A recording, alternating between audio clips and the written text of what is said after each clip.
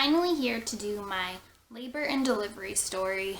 I've been wanting to do this for the last week or so by now, but I have been extremely busy with this little guy.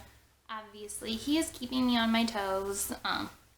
Not just him, but I'd say that 2 kids is more than double the work, and I totally agree with that.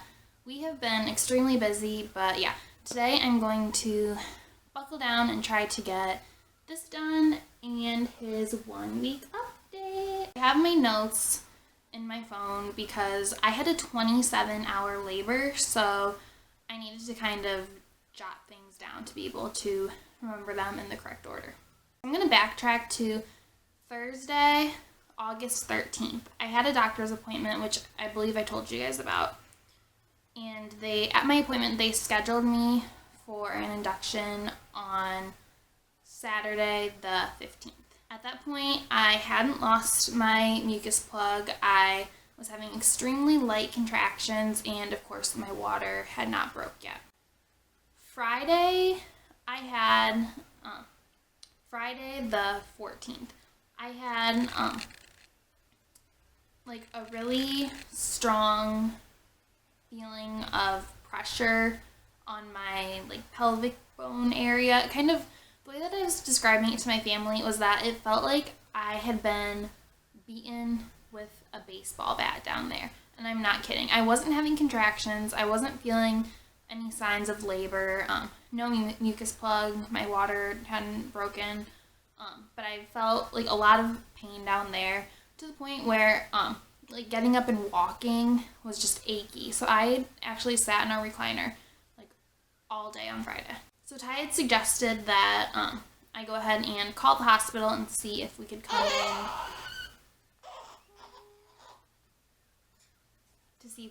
in Friday night instead of Saturday morning, and I had a feeling they were going to say no just because my induction was scheduled and everything was set for that day, so I had a feeling they'd say no, so I wasn't going to call, but he talked me into calling anyway. And of course the lady was she just kind of laughed it off. She was like, oh yeah, I know you're probably anxious, but just go ahead and enjoy your last full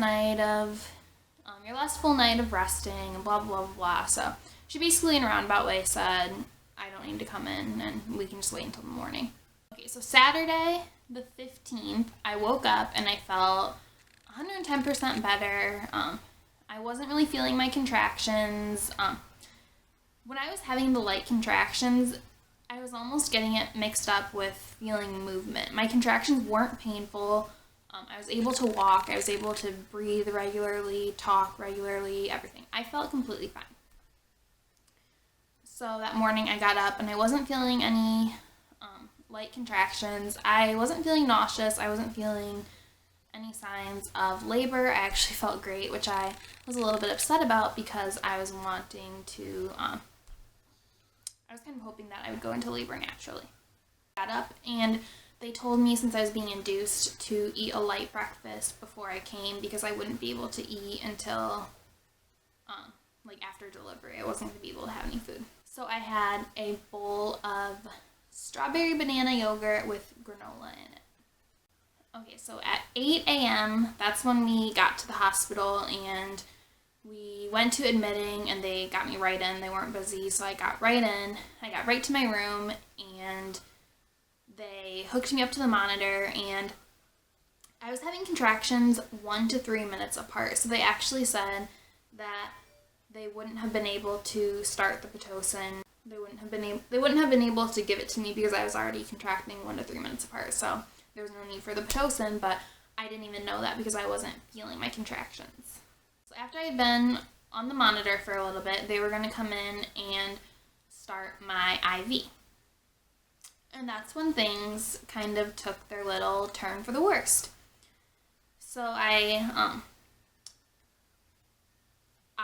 wasn't going to watch her do the IV because I'm not the biggest fan of needles and blood and all of that stuff. So I wasn't going to watch, but she'd kind of been messing around with it for a little bit. And then I heard the nurse say, "Oh, I made a mess." And I was like, "What?" And I looked down at my I had my IV was in my forearm right here, and I looked, and my entire forearm was like drenched in blood, and the towel that was under my arm was covered in blood. And I asked my sister, who's a nurse, and she said it's not unusual for that to happen. But yeah, my entire arm was drenched in blood, and that's when it hit me. Like, I felt nauseous, I felt my stomach turn, I started feeling dizzy, and then I started sweating.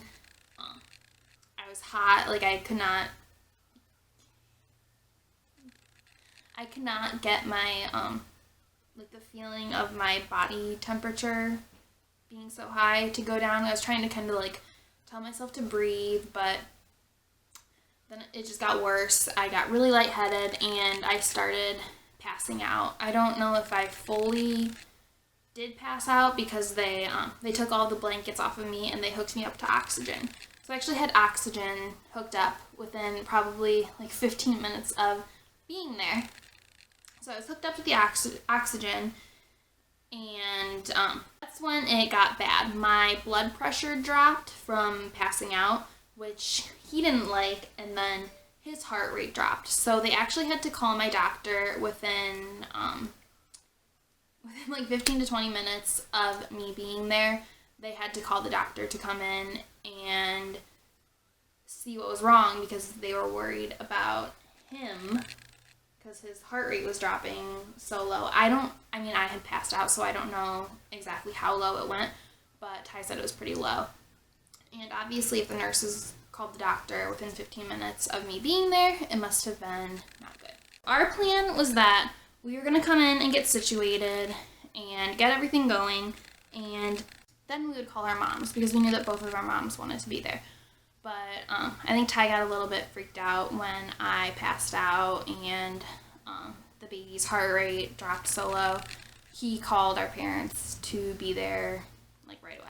So both of our moms came and kind of hung out with us for a little bit. I was progressing slowly, so we were basically just hanging out and talking. I felt 110% better within a couple of minutes. By the time the doctor got there to check on me and check on the baby, we were both stabilized again, and it was kind of a waste of him being there, and I kind of felt bad. Once I stabilized, I basically slept the rest of the morning, and nothing really happened. I wasn't dilating anymore. I was at about a 2.5 at that point, and nothing was really changing. My contractions weren't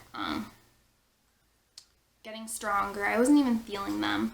And then around noon, they decided to start the Pitocin because my contractions had actually slowed down to about 3 to 4 minutes apart. At 2:30 p.m., I was actually starting to feel the contractions, and it was a little bit painful, a little bit uncomfortable, so they offered to give me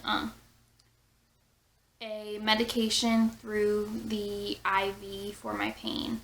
And I cannot remember off the top of my head what it's called. It started with an S, I remember. It's like Stetinol or something like that. But they gave me the pain medication, and they told me that the feeling I would feel would be similar to being intoxicated. And it was. And I passed out. No, I didn't pass out like I did earlier. I passed out as in like I fell asleep. So I slept for about an hour, and this medication they can give you hourly. So around 3:30, they offered it to me again, and I just felt so loopy and so out of it. I knew I did not want it. I did not like the feeling. I don't really remember this, but according to my family, I guess I kept telling them, I don't like this. I don't want more. Like I kept saying, I don't want more of this. Actually, one of my friends who's pregnant came to visit, and I don't even remember her being there, but she told me that, I guess I told her, don't do it, like, don't get this. And I guess I kind of woke up, and I kind of talked to everyone for a little bit, and then I think I ate some Jell-O in between that happening. I think I ate a little cup of Jell-O. And then that's when I fell asleep again, and I slept for like 2 hours. So that pain medicine really knocked me out. So around 5:30, I woke up, and I was kind of the loopiness had kind of worn off, and I was starting to feel a little bit more normal. So 5:30 I was awake, and like I said, guys, I was not progressing very quickly. I felt great, actually. I did not feel like I was in labor. So 5:30 to 8 o'clock, I basically just hung out with my family. My sister came. I think my stepdad came for a little bit to see me, but then he left. I had a couple friends visit, but it was basically just Ty, my mom, his mom, and my sister. We all just kind of hung out in the room. And then 8 p.m. was when I had my epidural. My epidural was actually up there with probably the most pain that I felt during my labor experience. She told me that the anesthetic would be the worst part. So I kind of prepared myself for the pain, and I was actually holding on to Ty's mom as she was doing it. She let me kind of like squeeze her to death. But she told me to prepare myself for the anesthetic, and then she said, okay, that's it. So I'd kind of let myself relax a little bit, which I shouldn't have done. And that's when the needle went in, and that made me jump. And when you're getting an epidural, you have to sit still. But I jumped when I got that, and it actually popped out, and they had to do it again. And it was way more painful the second time around that they were doing it, and I bawled, I was crying. It kind of took her a while to get it in, which I felt bad. But I had been in labor for so long at that point that I did not care. I had been in labor for about 12 hours. My epidural made me a little bit nauseous, and they offered me Zofran through the IV, and that actually helped. My nausea subsided at that point, but there were a couple times that when I was leaning back, I remember, because the hospital bed, you can kind of control how far you're leaning. I had to be sitting up because when I laid backwards, I felt like I was going to throw up. So actually, while I was in labor, I was actually sitting up, like at the highest recline that you can have the bed at. 10 p.m., my doctor came to check on me and see where I was at, and that's when he broke my water. It basically felt like a warm gush of water, like if you would have peed your pants. It really wasn't painful at all. I was expecting it to be kind of like, I was kind of expecting like a burning sensation, but it really wasn't painful at all. He basically said, okay, there it is, and I felt the warmth, and that was it. Throughout the night, the nighttime nurse was kind of bumping up my Pitocin a little bit, and that's when they checked me, and I was a 4.5 at 1 a.m. 1 a.m. they told me to go ahead and get some rest because I'm assuming they knew that nothing was going to be happening for a while. So 1 a.m. I laid down, and I actually fell asleep, and I slept until 6 a.m. I think I woke up a couple times. It wasn't like a sound sleep. I'd kind of wake up here and there, and of course, like my family was in the room sleeping. I actually had 2 hospital rooms. I had a delivering room, and then that was kind of like my delivery and my recovery room, and then I had my room for the rest of the stay. So my family members were kind of staying in both rooms. I don't know if they do that, like if everyone does that, but yeah, I had 2 hospital rooms that my family was kind of traveling around throughout the night. They kind of took turns staying with me. 6 a.m. I remember waking up, and I felt the urge to push. The urge to push feels like you are going to poop your pants, and that's how I felt. And so we called the nurse because I thought I was going to poop myself. We called the nurse. Can you guys see? We called her, and she checked me, and I was at a 9.5, almost a 10. So she said, yeah, you're going to be ready to push anytime now, and I don't know how I passed the 2 hours in between, but from 6 a.m. to 8 a.m., I don't know if I took another nap. I don't really remember, but 8 a.m. I started pushing, and I pushed for 3 hours. 3 hours to get this little guy out. Pushing really wasn't painful. Since I had my epidural,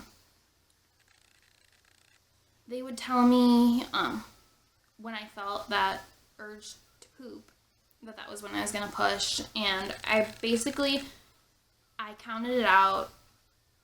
I did 3 sets of pushes for each contraction, and I was basically counting it out in my head, about 10 seconds for each push.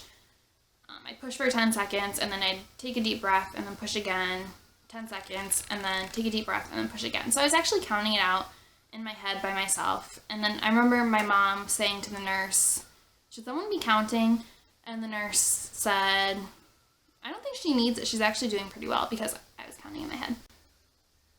The first 2 hours, I did so well. I remember being there and pushing and thinking to myself, like, "Geez, Rachel, you're doing pretty well," because I expected myself to be, a hot mess while I was delivering. So at that point, my mom asked the nurse, like, when the doctor was going to come in, and the nurse told her that they actually don't call the doctor until basically when the head is crowning and about to come out. So my hospital, the nurses basically do the entire delivery, and then the doctors come and basically get the body out and then stitch you up. So my doctor didn't really come and look at me until his head was out. He came in twice and kind of checked on me and saw like where I was, but he didn't really do much of the delivery. That was more the nurse's job. So after 2 hours, that's when I started feeling, I just remember I started feeling very tired, and I started saying, "I can't do it, I'm too tired, I can't do it." And they actually talked a little bit about maybe using forceps, but my doctor looked, and then he kind of disappeared. And for a while there, we were kind of like, okay, what the heck? Why'd he, go away? He was about to, help me deliver. And that's when the head came out. So we think that he probably knew in his head that I was as close as I was and that I didn't need the forceps. So I actually ended up not needing them. And once the head was out, he magically reappeared. So I think he knew in the back of his head that I was able to do it without the forceps, and I was. So I ended up not needing them. The feeling of the contractions, since I had my epidural, they really weren't painful. It was just a really overwhelming feeling of pressure. And I did really well the first 2 hours, but I remember just that last, 49 minutes, I was just so tired. I was crying. I wasn't really screaming, but I kind of was a little bit. But I eventually got him out on my own. And at 10:49 a.m. on August 16th, 2015 is when Grayson was born. He weighed 8 pounds, 9 ounces, was 22 inches long.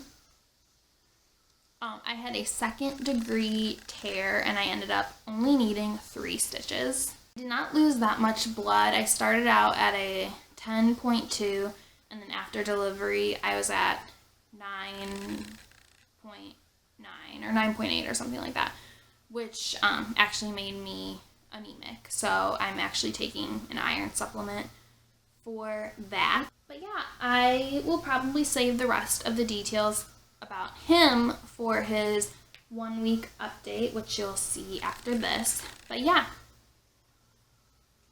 we are extremely happy to have him here. I think the number one comment that we get is, "Oh my gosh, look at that hair," because he has so much hair. He looks identical to what I looked like as a newborn. But yeah, we love him so much, and his big sister is absolutely obsessed. She cannot stay away from him when she's in the same room with him. Okay, so sorry guys, I had to cut that off because my phone rang and I was expecting a phone call. Ooh. But yeah, I figured I would quick show him to you. Oh. Hi, buddy. Yep, here's Mr. Grayson. Oh, that face.